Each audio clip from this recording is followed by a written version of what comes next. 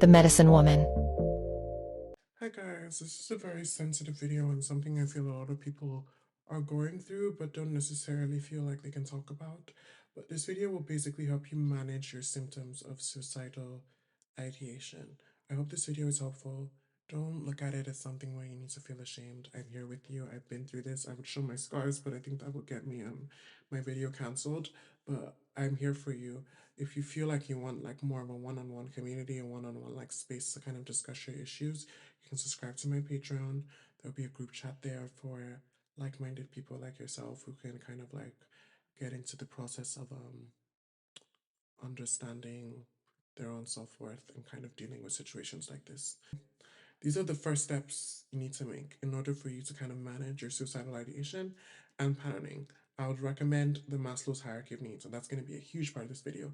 And I know according to some people it's been debunked and that this, but like just give it a chance, watch this video and see how helpful it may be for you. I think that when studies are kind of debunked and they're kind of whatever, it means that it's not applicable to everyone, but it may be applicable to you if you use it in this way. So I think this step of needs, in quotation marks, will help you address your needs in order of importance. So as you see here on this side, on this side, right? The first thing you see is your physiological needs. So it says food, water, and rest. And I feel like those are the first things you need to prioritize. Why? Because when you are feeling these feelings that you feel, you are exhausted. And if you're exhausted, you don't have time to kind of work on things that will make you even more exhausted. I had a friend, for example, who was dealing with what we all deal with, what we deal with, what we all deal with watching this video, or what people we know have dealt with if you're watching this video. She would live on Tesco club sandwich and vodka for weeks. The Katia and Trixie say something, the drag queens, they said on the show. They say something very, very, very, very, it's a question, because how are you spiritual, for example, be like, oh my god, I feel like shit, it's this retrograde. Maybe when last did you eat a meal that was healthy? You smoke weed all day. Like, it's not even judging what's it called. When was last did you eat? It's not even judging like drug abuse or whatever. I apologize if that was how it came out. But when last did you eat a meal? When last did you take care of yourself? When last did you shower? These are things you need to prioritize first, because you can then get into the process of then having energy and having the space to kind of work on things that are much more energy, because human beings need energy to do things that are time consuming or that are very tasking on the brain. So the question you need to ask yourself: are you eating good food? What's your relationship like with food? Do you have an eating disorder? I think it's important to, I wouldn't say cure, because on my notes it says cure, to kind of mend your relationship with these things so you can live the most well and fulfilled life. And I think these things need to outweigh other things because, for example, the reason you may not feel good is because somewhere is cold. As someone who is neurodivergent, I think everyone will, to a certain level, the human level, have sensory needs and sensory issues, not general sensory issues, but they will have issues with the senses. So if you live somewhere there's no heating and it's cold, how the hell are you gonna feel good about yourself? So the first thing before you even need to think or before even advocating for someone else or being there for someone else is being worried about like how are you living comfortably? Are you getting enough rest? Are you getting enough sleep? Because there's studies to say if you're not getting enough rest, that it has links to all kind of awful diseases that can affect you and make your life like basically unbearable. So you need to get into that process of overall just getting comfortable with these three things overall, and they're extremely important because your primal needs should come first. And in whatever circumstance where those things are not coming first, it will become something where you will want to kill yourself. And haven't you ever had those days where like you're so hungry that you just like, oh my god, I want to die, this, and you have a meal and you feel better? Or you're so like, you feel like disgusting and then you have a shower and then you feel so overwhelmed and then you take a nap. These things are the first things you need to start with, and they're extremely important. Also, just to add, if the people around you are like taking so much of your time and space where you can't even focus on these things, you need to kind of like give them some space. I don't even say cut them off. If you're helping your friends and your family and what's it called to the point where it's getting in the middle of your rest and your sleep, and I mean your 8 hours, or even let me give it 6 hours, because it's hard to get that amount of sleep for some people, of sleep, and you're feeling suicidal, which is something that is a huge deal, even though the people around you may not feel that way, you need to put them to the side. If they're affecting, they keep on eating your food, you need to put them to the side. If they keep on getting in the, maybe they use your healing or stuff, that things that are primal that human beings need on a very survival level, all most organisms, even in the wild, need to a very primal level. You need to cut them off. People should not go about affecting these things that are extremely important. You need water, you need food, you need to be in a place which is a good temperature for you. You need rest. And that's final. Then the next step I'd say is prioritizing your safety needs. If you're in an unsafe situation, how can you best create safety within your circumstances? So in my first video, which I'll reference, Are You a Child of the Shadow? It says you have to gray rock method. And I'm going to go really deep into this because for a lot of you, people will say, oh my God, I've cut off this person, I've cut off this person, I can't leave this person because I can't leave this person. For people who are dealing with suicidal ideation, making those steps, people make it look like it's easy to just leave that person. The best thing I would say when trying to get into the process of confronting other people is gray rock method. Every other thing is just like, I'm sure you must think they just don't get it. They don't. The gray rock method is so important because I would advise you to watch that video where I explain it, but I'm going to explain it this one and then read on the gray rock method. It's the best way you can feel safe in your body and you can feel safe in your relationships, especially when these people are causing you harm, because you're cutting off the source of any sorts of like, you're causing of the sorts of any kind of like chaos that could occur, and you're reducing it. And I think the number one thing I can say that we can control is the people we're close to and the people that we interact with. You don't have to give your personal details or give your personal desires or your dreams to people that you're not close to. You can reserve that for people that have earned that, who have earned the right to feel close to you, earned the right to be a part of your life. And I think the gray rock method is the perfect way to manage this. So you can create safety, and at least in your own mind, there are boundaries to make sure that you are safe. So this is the definition of the gray rock method. The gray rock method is a communication technique used to deal with manipulative or abusive behavior. It involves disappearing uninterested and unengaged so that the other person loses interest. Sorry, the gray rock method, this is the definition of gray rock method. The gray rock method is a communication technique used to deal with manipulative or abusive behavior. It involves appearing uninterested and unengaged so that the other person loses interest. So the people who are harming you cannot get to you when you use the gray rock method. The gray rock method is a communication that is used to deal with generally people who are, you are their source of validation basically. And if you're someone already who's suicidal, you are feeling weak, you're feeling exhausted, and it's going to help you overall address these people in a way that is so safe for you, because a lot of the time these people are like, fight back. You don't have the energy to fight back because you don't even have the energy to live.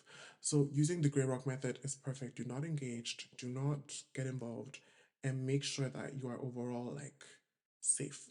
So this is a better understanding of how it works and how you can kind of approach it. So I say number one, be boring. Appear uninteresting and unengaged. Number two, keep it brief. Limit interactions and responses. Make sure it's as short as possible, because a conversation is a two-way street at the end of the day. And they need to get things from you for the conversation to continue. So if they don't have your consent for the conversation to continue and for them to get their validation source from that conversation, then it's done as pronto.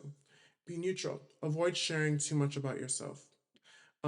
This is extremely important because at the end of the day, people can only weaponize what is true or what you've shared with them. So if they're just like using things, if you keep on telling them things, if you keep on, what's it called? This person has clearly proven that they cannot be trusted. So at the end of the day, you need to get to the point where that you treat them the way that you give them. Sorry, you need to get to the point where you kind of put them aside and focus on healing yourself. So be calm. Always be calm. Don't let them get a emotion out of you. And it'll be easy for you to kind of be emotionless if you stop feeding them things that will trigger you. Every human being has triggers, and if you consistently feed them triggers of yours, which could be your passions, your desires, things you're interested in, or whatever, it will become something where you will then react, and it will be impossible for you to be calm. I can make a gray rock video I can make a video about the Grey Rock method and the best ways to implement it. But if you I will do it if you comment green hearts under. Sorry. I'd say the next step here, looking at this, wherever I put it, is the next step here is belongingness and love. So if you're someone who wants to proceed with romantic and platonic relationships, this the best way to proceed them is to go into these relationships and never compromise your boundaries. Never compromise your beliefs and your desires and wants. So and some will eventually fulfill them. I think that people need to get into the process of being comfortable being alone because you're gonna die alone. Every time I've been in something or been in relationships, platonic or romantic, that I've been worth living and looking at, I've always been not looking.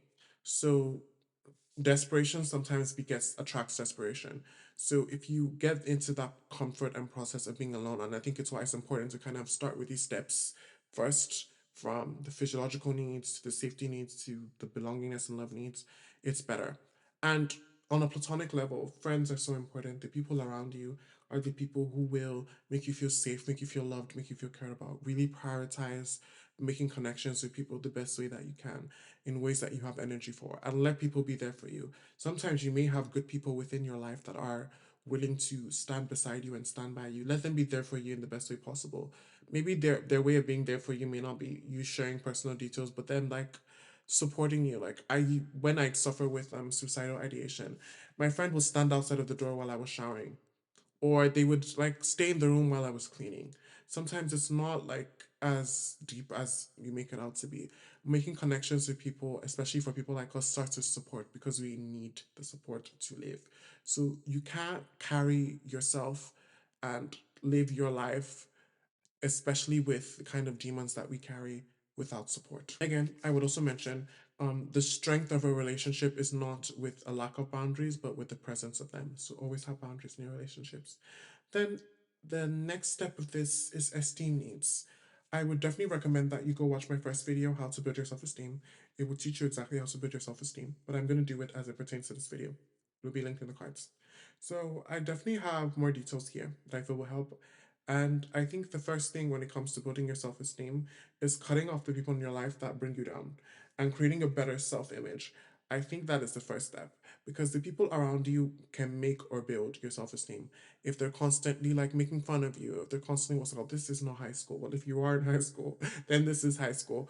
But like, try to pick people who uplift you, pick people who make you feel good about yourself. And if they make you feel bad about yourself, see it as a betrayal and you cut them off. Like, it's that simple.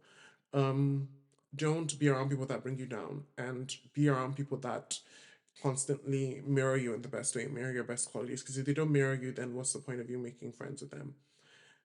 What other way? I would say working around your feelings of unworthiness and your feelings of self-deprecation. And even in this, like, what's the word? Even with the self-loathing, I would say the best way to manage your self-esteem once again is, um, you watch that entire video. And not only do you watch that entire video, create a better self-concept. Like, I am worthy, affirmations. It will overall help you. And in the more superficial way, you can wear things that make you feel beautiful, wear things that make you feel sexy. How you express yourself, not even through clothing, like how you speak, how you talk, how you walk, how you carry yourself. They are building blocks into the process and into the building of your self-esteem. I'd say the last of it all is self-actualization. And for many people to be like, oh, what does that mean? Um, Carl Jung talks about the process of individuation. Individual, sorry. Individuation is the process of becoming a distinct person with a unique identity. It's a lifelong process that involves developing a sense of self and purpose. So the first questions you have to ask yourself when you are getting into the process of individuation is, who are you? What is it you actually want to do with your life? Start asking yourself questions like that. Like, where do you see yourself in the next 5 years? What are the experiences that make you feel fulfilled, make you feel happy? Or not even experiences, hobbies. Just start doing them. A huge part of why people will feel pressure to do these things is because they feel like, oh, if I do something, I have to make money, I have to do it. Not everything is hustle brigade. I'm a singer, for example. That's something I've done, and that's something I plan to do for money. I plan to have a music or singing career. But Beyonce paints, and she doesn't show anyone. And you keep that and do that for yourself so that you can have things that are just for you. You can have things that build your self esteem that are just for you. In my video on how to build your self esteem, I say that you should build your self esteem off of things that are tangible. And this will have a lot to do with self-actualization and not even what's it called. Because if you build your self-esteem off of things that are tangible, I'm talking too fast, you will then create a life for yourself where the things that you do and the things that you partake in are making you know who you are. I think slowly these things will start to nourish you and make you make active steps towards I think they will nourish you and make you make active steps towards knowing who you are. You may ask yourself, why would the physiological needs put first if you're suicidal? See how, like, if you start from the top, like self-actualization, or you start from safety, you start from this, you're gonna be exhausted. Sometimes all you can do today is just eat twice a day. All you can do is just drink enough water. All you can do is just take a shower, and that's okay. So this is the end of the video.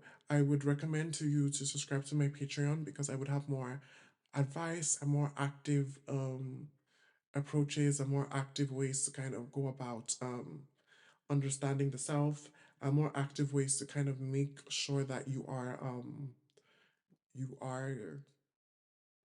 more active ways to make sure that you are managing your symptoms of suicidal ideation better. And I love you.